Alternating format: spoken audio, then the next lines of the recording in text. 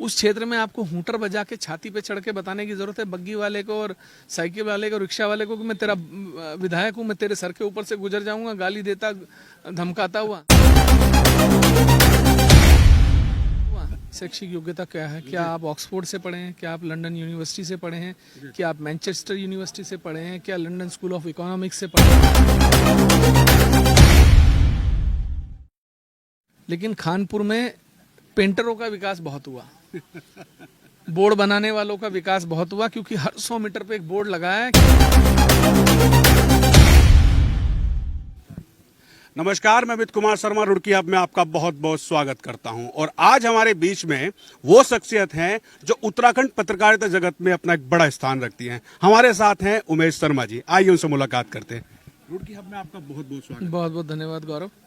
Sir, मेरा नाम Amit Sharma. Amit Sharma, sorry जी। रुड़की में आपका आगमन हुआ, किस संबंध में आप रुड़की आए? मैं रुड़की आज पत्रकारों से मिलने आया था, क्योंकि मेरा इंटरेक्शन पहले भी लगातार आप सब लोगों से रहा। और अमित, क्या है कि सभी लोग अपने भाई बंद हैं, यहाँ भी, उत्तराखंड में भी, देश में भी, सभी। तो मेरा ज़्यादातर पत्रकारों के साथ कहीं ना कहीं इंटरेक्शन खुद का इंडिविजुअल रहता है। तो अभी कुछ दिन पहले आपने एक लाइव देखा होगा, एक विधायक जी का, वो पूछ रहे थे कि भाई तुम्हारी हैसियत क्या है, एक बच्चे से, पत्रकार से, तुम्हारी शैक्षिक योग्यता क्या है। तो मैं उसी के चले हैं आप, मैंने उनसे पूछा कि भाई आपकी शैक्षिक योग्यता क्या है? क्या आप ऑक्सफोर्ड से पढ़े हैं? क्या आप लंदन यूनिवर्सिटी से पढ़े हैं? क्या आप मैनचेस्टर यूनिवर्सिटी से पढ़े हैं? क्या लंदन स्कूल ऑफ इकोनॉमिक्स से पढ़े हैं? आप कहाँ से पढ़े हैं, मैं भी जानना चाहता हूँ। जब ये क्यूरोसिटी मेरे अंदर जागी तो मैंने उनका शपथ पत्र निकाला, चुनाव आयोग में दिया हुआ, तो उसमें वो लिखा था बीएससी फ्रॉम मेरठ यूनिवर्सिटी। अब मेरठ यूनिवर्सिटी से बीएससी कैसे होती है वो तो आप सब लोग जानते हैं। नहीं, मेहनत से होती है, ऐसा नहीं है। तो अब क्या है कि फिर वो हैसियत पूछने लगे, तो हमने उनसे कहा कि ठीक है साहब, अगर आपको पत्रकार से हैसियत पूछनी है तो हमसे पूछो आप, हम आपको बताते हैं हमारी हैसियत क्या है।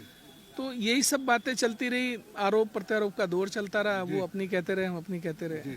उमेश शर्मा ने कड़ा चैलेंज किया है कि मैं कानपुर से अगर टिकट मिले मुझे या आप चुनाव लड़ेंगे तो मैं भी चुनाव लड़ूंगा सामने। टिकट मुझे देगा कौन? कांग्रेस में खुद ही अगर कांग्रेस टिकट नहीं देगी, निर्दलीय आप लड़ेंगे उनके सामने?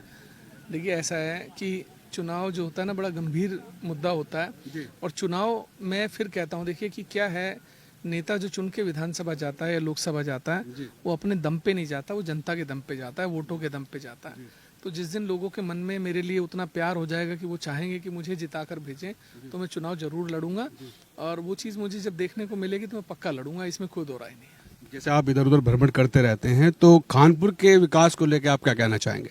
मैंने बताया था कि कानपुर में विकास जनता का हुआ नहीं हुआ मुझे नहीं पता, लेकिन कानपुर में पेंटरों का विकास बहुत हुआ, बोर्ड बनाने वालों का विकास बहुत हुआ, क्योंकि हर 100 मीटर पे एक बोर्ड लगा है कि ये सड़क जो है कुंवर साहब ने बनवाई है, ये सड़क जो है उन्होंने बनवाई है।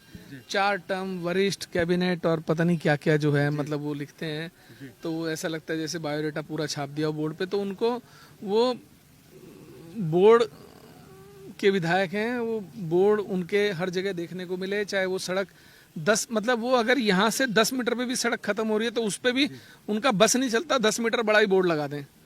तो कोई विकास नहीं है 20 साल में भी। देखिए, मैं उत्तराखंड के सभी हिस्सों में घूमा हूँ, मेरे से ज़्यादा कोई पहाड़ भी नहीं घूमा होगा जितना मैं चला हूँ पहाड़ में, चाहे हवाई हो चाहे सड़क के मार्ग से हो। मुझे कानपुर विधानसभा जाके ऐसा लगा कि मैं कहीं बहुत ही किसी पिछड़े हुए हिस्से में आ गया हूँ। ना सड़कें हैं, ना बिजली की कोई व्यवस्था दिखती है, ना पानी की कोई व्यवस्था दिखती है, धूल मिट्टी गंद चारों तरफ पड़ा है। विकास, कौन सा विकास? कौन से स्कूल बन गए, कौन से कॉलेजेस बन गए? मैंने दावा कि मैंने यहाँ से लेके वहाँ तक की सड़क बनवा दी।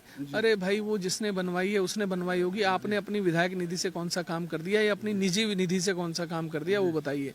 ये लोगों को कि मैंने बोर्ड लगाने की राजनीति नहीं करनी चाहिए। आप मुझे ये बताइए, आप जिस क्षेत्र से चुन के जाते हैं उस क्षेत्र के लोगों को आपको गली गली में बोर्ड लगा के बताने की जरूरत है कि मैं विधायक हूँ यहाँ से? उस क्षेत्र में आपको हूटर बजा के छाती पे चढ़ के बताने की जरूरत है बग्गी वाले को और साइकिल वाले को, रिक्शा वाले को कि मैं तेरा विधायक हूँ, मैं तेरे सर के ऊपर से गुजर जाऊंगा गाली देता धमकाता हुआ? ये कोई तरीका नहीं है। देखिए, जनता का विधायक जो होता है वो जनता के मन से बनता है। जनता के बीच में रहिए, लोगों से मिलिए, उनके घर जाइए, लोगों की समस्याओं को समझिए, उनके बीच में रहिए, उनसे दूरी बना के रियासत की तरह, राजाओं की तरह तानाशाह बन के मत रहिए। अच्छा, रुड़की में सिंचाई विभाग ने उन्हें मकान अलॉट किए हुए हैं, उसके बारे में आप क्या कहना चाहिए? यही लगाइए, मैं अभी पूछना चाहता हूँ, क्योंकि जब इनके पास देहरादून में भी घर है और फिर सिंचाई विभाग का घर आपको किस अधिकार से मिला? आप कैबिनेट मिनिस्टर नहीं है, आप सिंचाई विभाग में किसी पद पर अधिकार नहीं है, आप और किसी विभाग में नहीं है। विधायक को सिंचाई विभाग का घर दे देने का कारण क्या है? ये सिंचाई मंत्री जी भी एक बात गौर से मेरी सुन लें कि या तो इस पे निर्णय ले लें, वरना मैं हाई कोर्ट जाऊंगा और जवाब देते नहीं बनेगा आपसे। बहुत बहुत धन्यवाद हमसे जुड़ने के लिए और अपना कीमती समय देने के लिए। बहुत बहुत धन्यवाद। थैंक